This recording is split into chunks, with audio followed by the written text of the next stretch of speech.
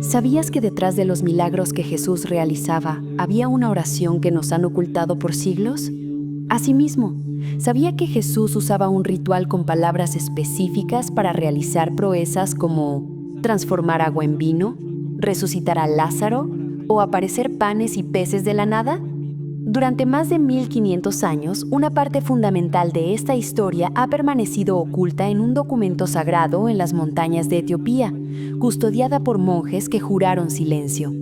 Y mientras la Biblia católica que conoces tiene 73 libros, este texto sagrado al que nos referimos, la Biblia etíope, cuenta con 81 libros que contiene detalles que en Occidente ni siquiera conocemos, y entre los cuales se halla precisamente el ritual y la oración exacta que Jesús utilizaba antes de realizar cada milagro. Un patrón oculto que no solo revela su conexión con el Padre, sino que explica cómo se manifiesta el poder divino en el mundo físico. Prepárate, porque lo que estás a punto de descubrir cambiará para siempre tu forma de entender la oración, así como la palabra creadora que siempre tuviste a tu alcance, pero como nunca te enseñaron a usarla, tu ser simplemente lo olvidó. Para entender el ritual que Jesús empleaba para manifestar milagros, primero debemos mirar hacia donde nadie más mira: la Iglesia Ortodoxa Etíope. Pues mientras la Iglesia Católica Romana censuraba libros de la Biblia por considerarlos peligrosos, Etiopía permaneció como una cápsula del tiempo del cristianismo primitivo. Allí se preserva el manuscrito del Tamraí Yasus, o Los Milagros de Jesús. Este manuscrito es parte de la Biblia etíope y no solo narra lo que Jesús hizo, sino el cómo lo hizo. Describe una preparación espiritual que va más allá de una simple petición. Y lo más interesante es que investigadores de la Universidad de Princeton han analizado estos textos y encontraron un factor común en forma de ritual en cada milagro realizado por Jesús. No era magia, era una alineación total con una frecuencia celestial que la mayoría de nosotros hemos perdido, pese a que es una parte intrínseca a la divinidad que llevamos en nosotros. Al analizar los milagros de Jesús, documentados tanto de forma incompleta en los evangelios canónicos católicos, así como en la Biblia etíope, surge un patrón de 5 pasos que Jesús nunca rompió.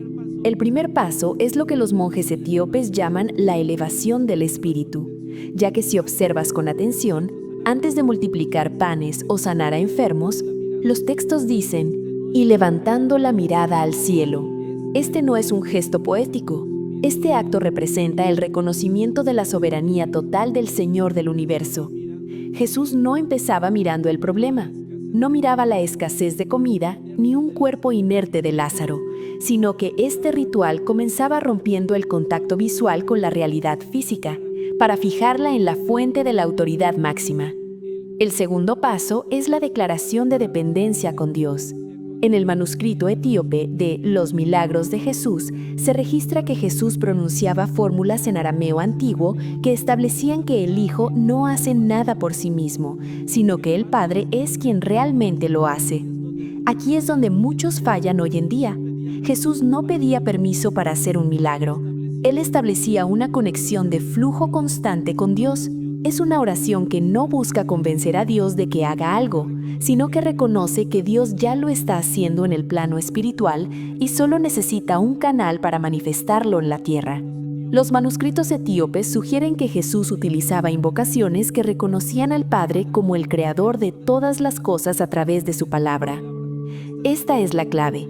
El milagro es una extensión de la creación original, no una interrupción de las leyes naturales.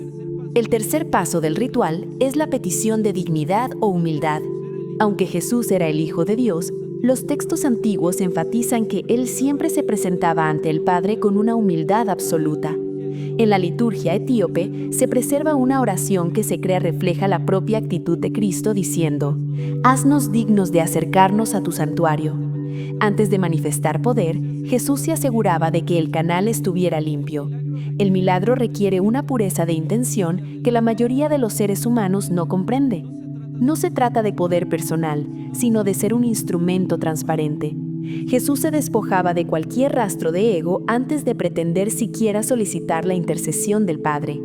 El cuarto paso es quizás el más sorprendente y el que más se ha censurado en la historia, el propósito de servicio.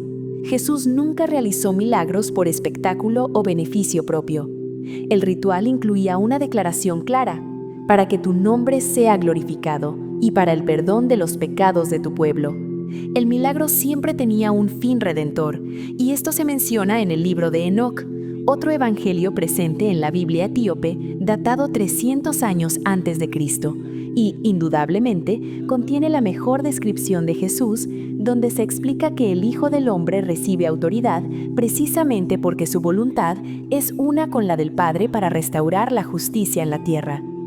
Esta conexión con las profecías de Enoc es lo que le daba a Jesús la seguridad de que las legiones de ángeles estaban a su disposición inmediata para hacer milagros.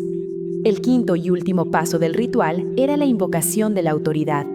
Después de la conexión, la dependencia, la humildad y el propósito, venía la orden. Jesús no decía: Dios, por favor devuélvele la vista. Él decía con total convicción: levántate y anda, Efata, que en arameo significa ábrete. Él hablaba desde el nombre que está sobre todo nombre. En el manuscrito etíope se detalla que Jesús desde su infancia ya hacía milagros en los que este mismo patrón de 5 pasos ya estaba presente. Y un milagro que se cita de aquel entonces es cuando un Jesús infante convirtió el barro con el que jugaba en pájaros que volaban ante su orden. Bien, veamos ahora este patrón que usaba Jesús de forma práctica. En Juan capítulo 11, versículos 41 y 42, antes de resucitar a Lázaro, Jesús alzó los ojos a lo alto y dijo: Padre, te doy gracias por haberme oído. Yo sabía que siempre me oyes, pero lo dije por causa de la multitud que está alrededor, para que crean que tú me has enviado. ¿Ves el patrón? Primero, alzar los ojos al cielo. Segundo, dirigirse al Padre. Tercero, agradecer por la respuesta antes de recibirla. Cuarto, declarar la conexión continua: siempre me oyes. Y quinto, manifestar el poder. En el milagro de la multiplicación de los panes, en Mateo 14:19, se registra: y tomando los 5 panes y los 2 peces, y levantando los ojos al cielo, bendijo y partió, y dio los panes a los discípulos. El mismo patrón: levantar los ojos, bendecir y manifestar. En la sanación del sordo-mudo, en Marcos 7:34, se registra: mirando al cielo, gimió y le dijo Efata.